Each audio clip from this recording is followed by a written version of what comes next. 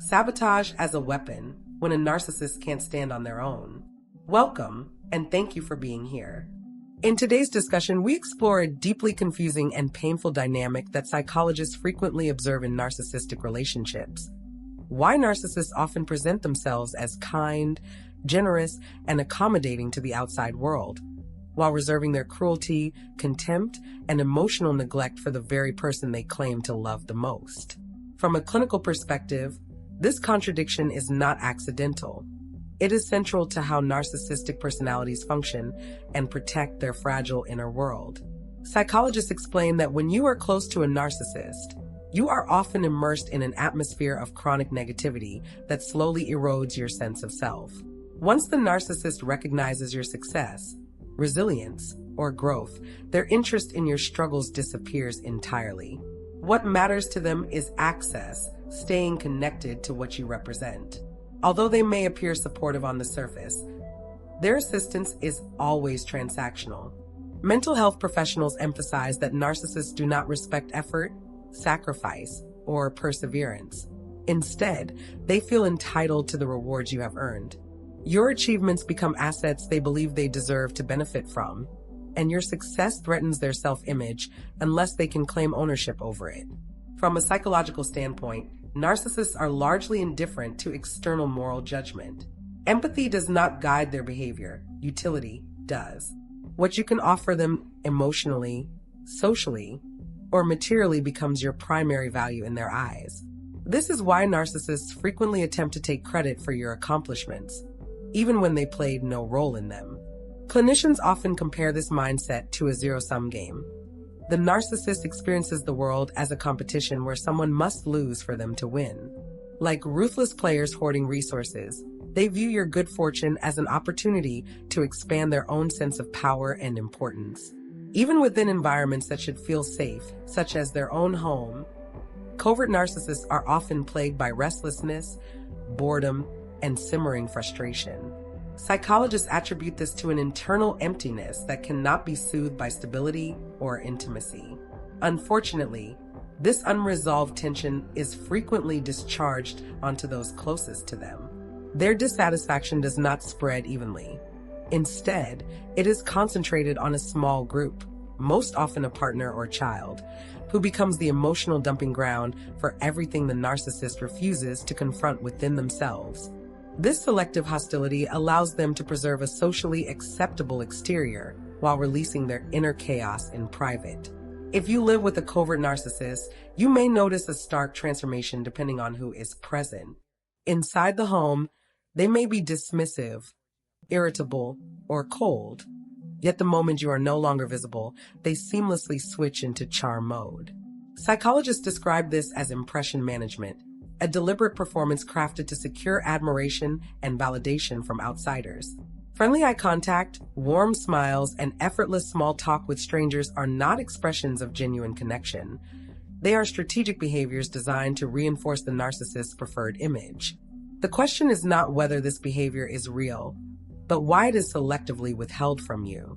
Clinical insight reveals that only those who remain emotionally distant from the narcissist are granted their polished persona. People who do not know them well enough to detect inconsistencies are ideal audiences.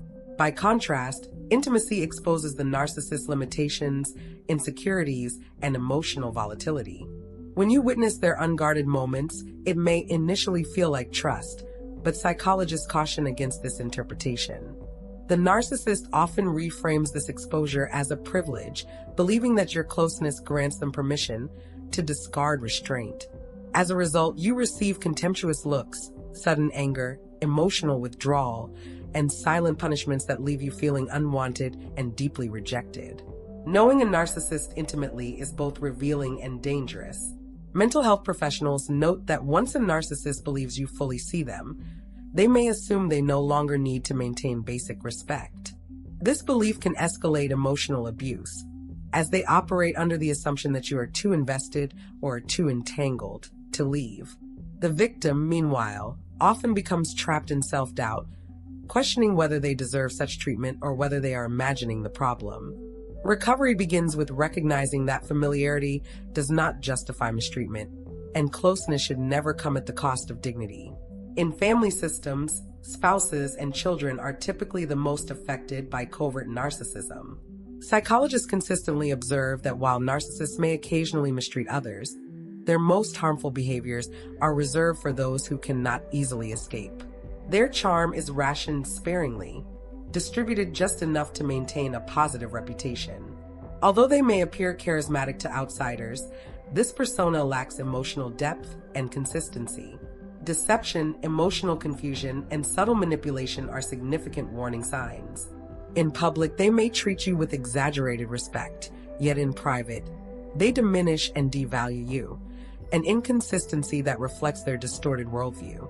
Ultimately, the narcissist's perception of reality is fundamentally skewed.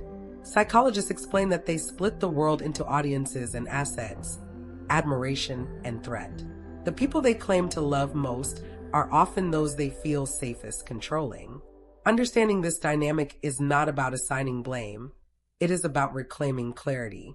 Awareness allows victims to stop internalizing mistreatment and begin protecting themselves through boundaries, emotional distance, and, when possible, disengagement.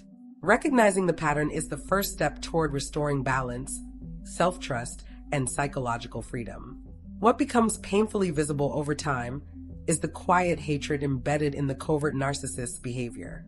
Psychologists explain that when narcissists cannot openly dominate or injure someone without consequences, they resort to shame, degradation, and subtle psychological harm instead. This indirect cruelty allows them to preserve their socially acceptable image while still discharging hostility. For the victim, whether a sibling, parent, child, or spouse, this creates an atmosphere of emotional danger. The nervous system remains on high alert, constantly scanning for the next shift in mood, the next cutting remark, or the next withdrawal of affection. Chronic anxiety develops not because of a single dramatic incident, but because unpredictability itself becomes the threat. From a psychological standpoint, the distress intensifies when the covert narcissist appears endlessly patient, polite, and generous with everyone else. This contrast is not accidental. Clinicians note that narcissists allocate their emotional resources strategically.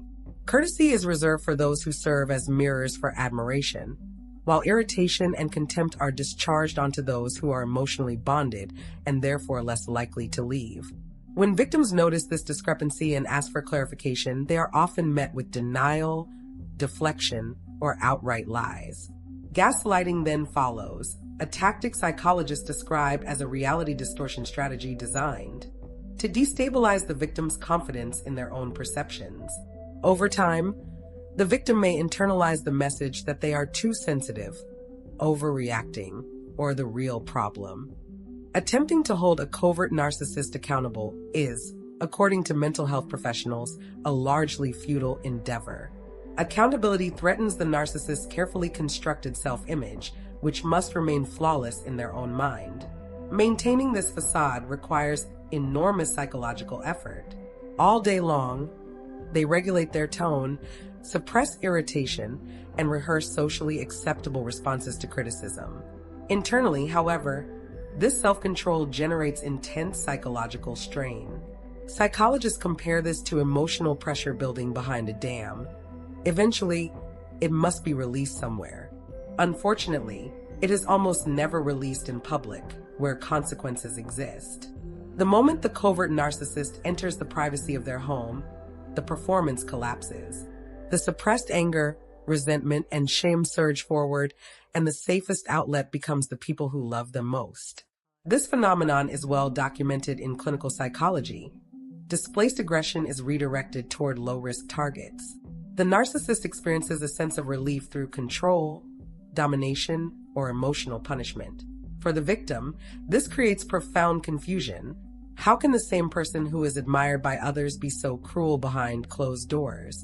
The resulting cognitive dissonance can trap victims in cycles of self-blame and hope, believing that if they just try harder, the good version will return. Psychologists emphasize that covert narcissists are relentlessly focused on how they are perceived, not on how they impact others. Empathy in this context is performative rather than emotional. Their internal world revolves around image maintenance, not relational safety. Those under their authority, partners, children, dependent family members, become secondary to the narcissist's public reputation. Over time, victims may experience emotional numbness, depression, or a loss of identity as their needs are consistently deprioritized.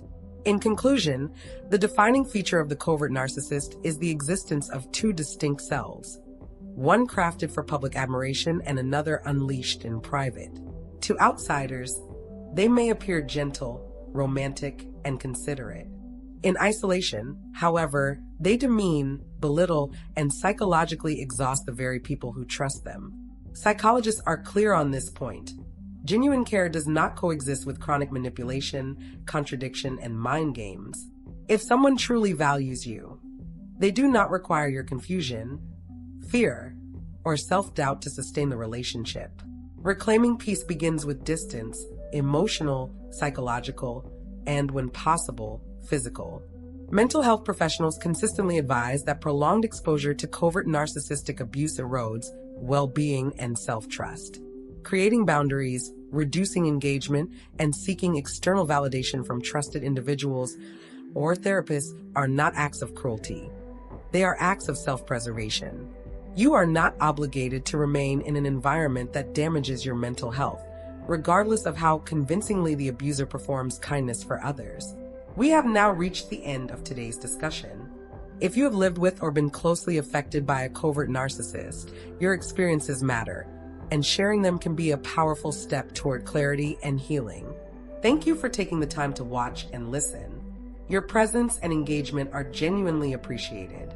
If you would like to continue exploring these topics, subscribing to the channel and enabling notifications will ensure you do not miss future discussions.